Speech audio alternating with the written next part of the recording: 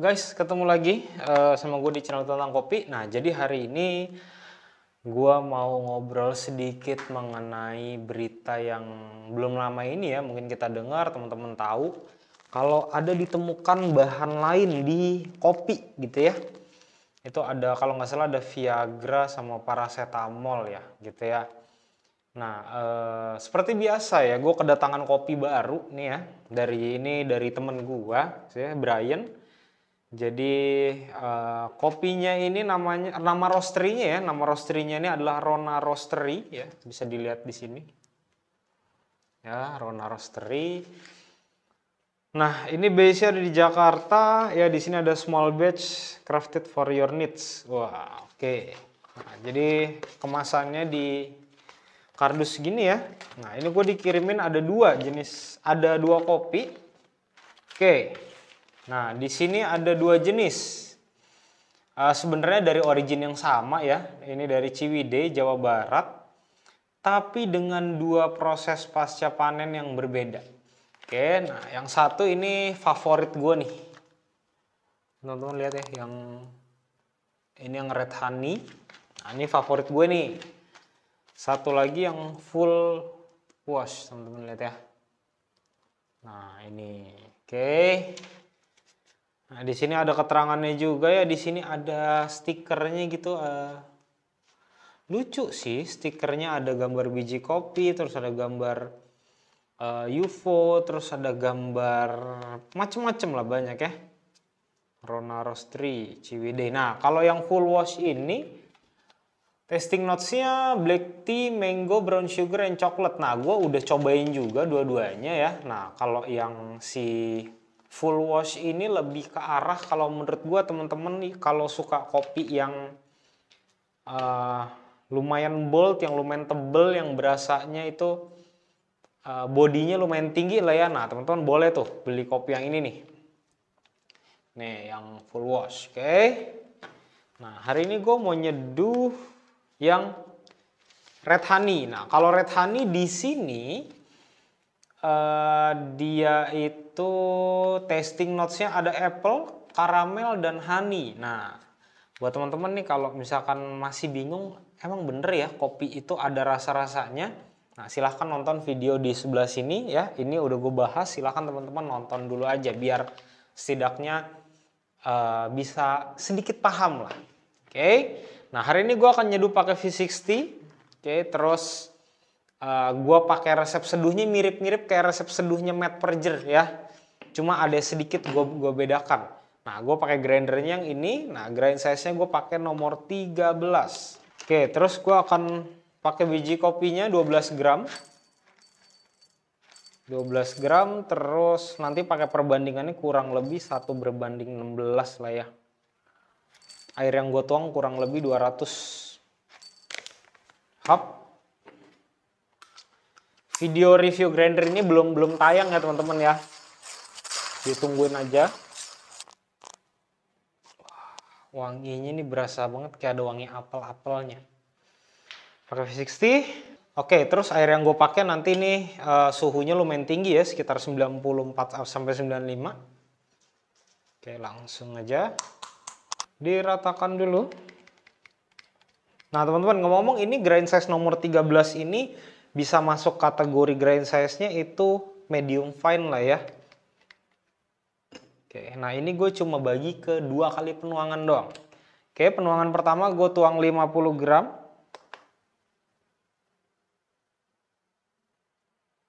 Oke, nah terus ini agak gue aduk. Ya, gue tambahin agitasi gitu. Supaya benar-benar semuanya tuh bubuk kopinya sudah basah dulu ya, terus kita blooming. Nah, ini gue dieminnya agak lama, gue dieminnya mau 1 menit karena ini udah gue coba resep yang paling cocok gitu, yang paling enak ya.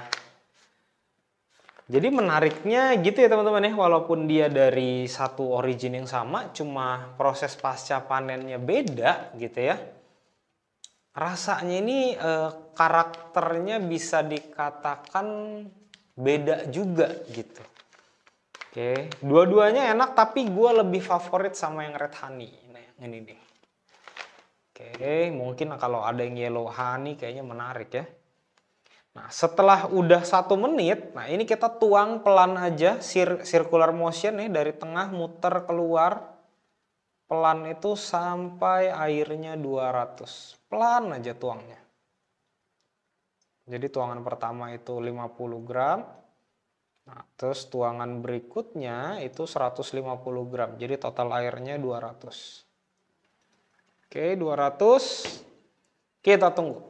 Nah, ini nggak usah digoyang-goyangin, nggak usah diagitasi, pokoknya tunggu sampai dia netes semuanya aja.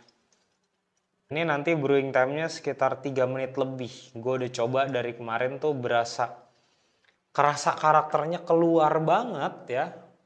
Itu kalau kita brewingnya lebih dari 3 menit. Kalau di bawah 3 menit, kayak kemarin gue sempat nyeduh di sekitar 2 menit 20 detik, kerasa tapi dominannya tuh cuma kayak acidnya doang gitu. Manisnya kurang. Ya. 3 menit 45 detik. Sekarang tinggal kita cicipin aja. Oke, nah ini yang dominan bener-bener kayak ada wangi apelnya sih. Sama karamel gitu. Aduk-aduk, kita cobain. Pertama kali masuk mulut teman-teman pasti bisa ngerasain karamel manisnya itu tinggi banget ya. Terus gue ngerasain nih kayak ada coklat. Ini asamnya bukan kayak sitrik, bukan kayak jeruk-jerukan, tapi lebih ke arah apel. Pada saat kita minum ya, di samping lidah ini gue berasa kayak asamnya itu walaupun intensitasnya kayak lebih rendah, manisnya lebih tinggi, terus kayak ada sensasi kayak gurih-gurihnya. Betul. Nah, sama satu lagi. Ini gue kayak ada cium di aftertaste, wanginya tuh kayak ada cengkeh-cengkeh gitu sih. Aromatik rempah-rempahan. Oke, kita ngobrol ke pembahasannya. Ya, beberapa saat lalu tuh ditemukan di kopi itu ada Viagra dan paracetamol. Gue sih nggak ngerti tujuannya apa ya, tapi gue nggak mau fokus ke arah sana. Oke, tapi yang gue mau fokus di sini adalah ini gue menemukan sendiri pernah ada kejadian serupa. Tapi memang bahan yang dimasukkan ke dalam kopi ini bukan bahan yang berbahaya. Oke, melainkan entah itu sirup atau perisa lah ya. Ya, jadi ini gue nggak mau sebut merek ya.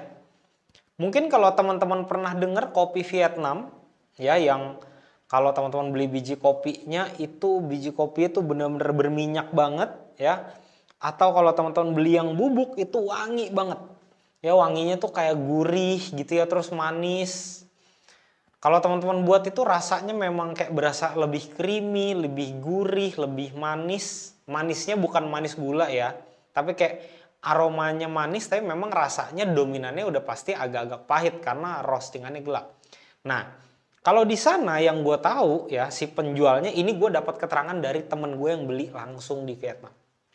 Oke, jadi penjual di sana memang mengakui, oh kalau kopinya ini dipakein bahan-bahan lain.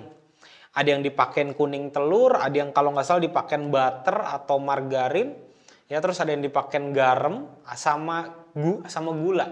Jadi pada saat biji kopi itu setelah di roasting kan dia masih panas tuh ya. Setelah dia masih panas atau pada saat proses roasting sudah selesai, nanti bahan-bahan yang udah dicampur itu, yang udah dilelehkan itu dimasukkan ke dalam kopinya yang masih panas, terus masih diputer terus. Ya, itu jadi nanti pasti wanginya itu setelah kopinya selesai di roasting, wanginya itu benar-benar gurih-gurih banget lah. Ya, tapi catatannya di sini adalah kalau penjual sana itu mengakui kalau ditambahkan dengan bahan-bahan yang lain. Oke, nah yang gue pernah temukan sendiri di sini adalah kopinya ini biji kopi ya. Biji kopi masih dalam bentuk biji kopi, setelah di roasting, siap-siap dijual ya. Setelah siap dijual itu dikasih nama, ada hazelnut, ada rum ya. Ini gue nggak mau sebut merek ya. Tapi setelah gue cobain ya, ini gue cobainnya karena gue agak curiga nih, warna biji kopinya nggak terlalu gelap. Oke, terus permukaan biji kopinya dia itu mengkilapnya bukan kayak kopi yang dark roast ya, tapi ini mengkilapnya itu kayak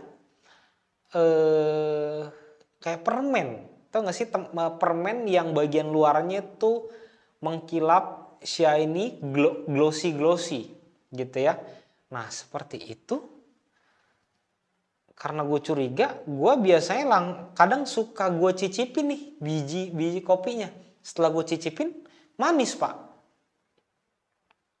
Ya, biji kopinya gue masukin mulut itu rasanya manis. Manis ini gue kenal ini sirup fix, nggak salah. Oke, tapi setelah gue tanya, oh ini dipakai sirup atau enggak? Oh enggak kak, ini memang kita dari proses roasting dan kualitas biji kopi yang kami jual ini sangat baik. Oke, nah kalau yang nonton, kalau orang yang jual kopi tersebut yang gue maksudkan nonton, gue minta maaf ya, tapi ini kenyataan. Oke.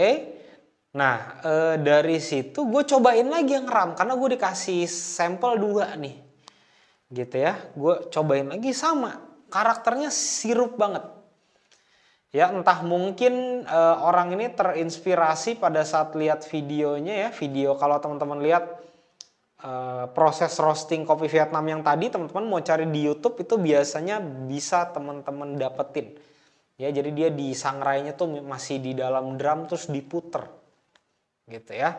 Nah mungkin terinspirasi dari sana ya, setelah proses roasting entah mungkin dicipratin sama sirup atau lagi panas dituangin sama sirup terus diaduk, gue kurang paham gitu ya. Nah tapi yang jadi catatan penting di sini adalah ternyata nih masih ada beberapa orang yang percaya kalau kopi setelah di roasting terus dicicipin itu rasanya manis kayak gula. Oke.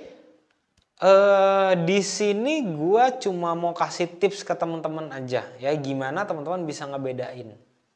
Oke, gimana teman-teman tuh bisa membedakan mana kopi yang memang dicampur dengan bahan lain setelah proses roasting atau yang enggak. Simpelnya gini teman-teman ya, kalau teman-teman dapetin biji kopi yang kelihatannya udah berminyak banget, oke, tapi teman-teman ragu, oh ini kopinya dicampur bahan lain atau enggak, caranya gini, teman-teman tinggal ambil kurang lebih kayak 5 gram kopinya atau 4 gram teman-teman ambil, ini belum digiling ya, teman-teman masukin ke dalam gelas ya, terus teman-teman isi pakai air panas. Teman-teman lihat warna airnya itu seperti apa ya, kalau warna kecoklatannya itu masih wajar, masih agak-agak keruh-keruh, itu berarti tidak dicampur bahan yang lain. Tapi kalau misalnya teman-teman habis tuang terus dia warnanya berubahnya coklat agak pekat ya atau kayak teh ya, itu bisa dipastikan kayaknya itu dipakein bahan lain sesudah proses roasting. Ya atau cara yang paling gampang ya teman-teman, biji kopinya teman-teman makan aja. Ya, masukin mulut, emut. Kalau manisnya itu kayak teman-teman makan gula, udah fix itu pasti dicampur sama bahan yang lain. Ya. Dari situ kalau teman-teman pakai ke grinder teman-teman giling, sayang grindernya. Nanti grindernya tuh nempel sama si gulanya atau sama si sirupnya. Ya, di sini gue bebas ya. Ini gue cuma sharing aja. Kalau teman-teman memang suka dengan kopi yang seperti itu ya monggo silahkan. Tapi kalau gue pribadi nggak mau sama sekali. Jadi ini berlaku mau kopi robusta atau kopi arabica ya. Terserah kopi apapun itu. Tapi kalau yang namanya udah dimasukin mulut, udah diemut terus manis, itu udah pasti dicampur sama bahan yang lain. Gue berani jamin sih. Gitu, karena sejauh ini gue belum pernah ya cobain kopi yang pada saat habis diseduh rasanya manis, terus biji kopinya gue makan itu rasanya manis, belum pernah ketemu. Gue belum pernah ketemu sama yang seperti itu. Nah, maka dari itu kenapa sebenarnya kalau kita bicara di industri yang third wave ya atau specialty coffee, itu memang disarankan ya kopinya kita beli dalam bentuk biji nih. Gitu. Kenapa? Karena ya pada saat kita beli biji kopi kita tahu kalau yang kita beli itu beneran kopi gitu. Kalau udah digiling ya kita nggak akan tahu. Walaupun gue sampai detik ini pun kalau emang lagi mager atau lagi ke daerah yang susah untuk nyari kopi seperti ini ya gue masih tetap minum kopi-kopi sobek, kapal api kayak gitu-gitu. Gue masih tetap minum gitu. Ya sekali lagi gue mau tekankan di sini yang bahaya itu bukan kopinya, tapi yang bahaya itu gulanya. Kalau gulanya terlalu banyak itu akan ya takutnya diabetes sih. Ya, terkencing manis, diabetes atau apa. Ketika kalau udah diabetes atau kencing manis, itu penyakit gampang banget untuk komplikasi di badan kita tuh akan lebih gampang gitu. Ya, nah di sini gue mau bahas balik lagi ke yang awal ya. Viagra atau paracetamol ya. Gue mikir ini sih gue nggak baca penelitiannya secara detail, tapi gue mikir secara logika bodoh deh ya. Oke, yang gue tahu Viagra itu kan untuk meningkatkan tekanan darah atau darah biar sirkulasinya tuh lebih kenceng. Ya, mungkin itu dicampur ke kopi supaya pada saat orang minum kopi seger nih bos. Ya, melek terus nih. Tapi ya itu efeknya bisa berbahaya banget. Mungkin teman-teman pernah denger ya di berita seorang kakek meninggal di kamar hotel atau kamar kos-kosan karena mungkin dia habis seperti itulah ya, teman-teman paham. Itu yang gue tahu mungkin entah dia gagal jantung, pembuluh darahnya pecah atau apa ya, karena badannya sudah ibaratnya udah mulai soak nih ya, udah mulai soak tapi dipaksa untuk jantungnya itu maju lebih cepat, jebol ya. Jadi menurut gue teman-teman ya minum kopi gitu ya teman-teman silahkan cari tahu mereknya apa, di blacklist seumur hidup lah ya. Maksudnya itu nanti menurut gue akan bikin nama kopi di Indo tuh bakal jadi jelek gitu ya. Yang tadinya mungkin nih industri specialty atau third wave nanti mungkin udah jual kopi yang udah di drip bag, terus udah dijual di supermarket ya, kopi dengan kualitas bagus kita udah nggak susah menemukannya nih ya.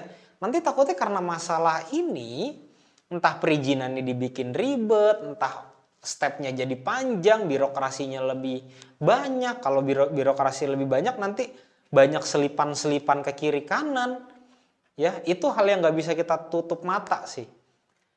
Nah, jadi kalau menurut gue teman-teman kalau memang mau minum kopi, ya minum kopi yang bener aja deh. Beli biji kopi aja gitu. Atau kalau memang mau minum kopi nggak mau ribet-ribet biji kopi terus giling-giling, ya beli kopi murni aja yang memang bubuk belum ada gula deh. Kalau teman-teman mau nambahin gula ya bisa diatur gitu. Ya, balik lagi gue ingetin teman-teman di sini kopi itu nggak bahaya, yang bahaya itu adalah gula. Ya, minum kopi itu bahaya atau enggak? Enggak, selama teman-teman minumnya itu masih dalam batas wajar. Karena prinsip sederhananya gini, banyak orang yang bilang, "Oh, bahaya kalau minum kopi nanti bisa bikin tulang keropos, bisa bikin tekanan darahnya naik, bisa bikin bahaya macem-macem." Ya, itu kalau berlebihan. Ya, di sini yang gua ngomong simpelnya gini aja. Kita makan sayur sehat atau enggak? Sehat. Kalau lu makannya sekebon, selesai lu hidup. Ya, minum air sehat atau enggak? Sehat. Tapi kalau sekali minum satu galon ya selesai. Gitu. Jadi, poinnya adalah semua yang kita minum berlebihan akan ada efek yang buruk ke badan kita.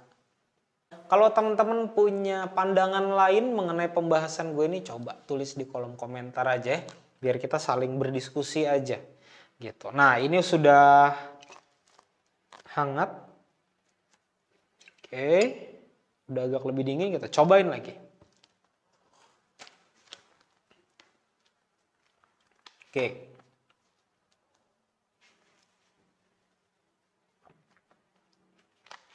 Gue jamin teman-teman ya, kalau seduh kopi yang ini ya, yang red honey, pertama kali teman-teman pasti bisa ngerasain si apelnya.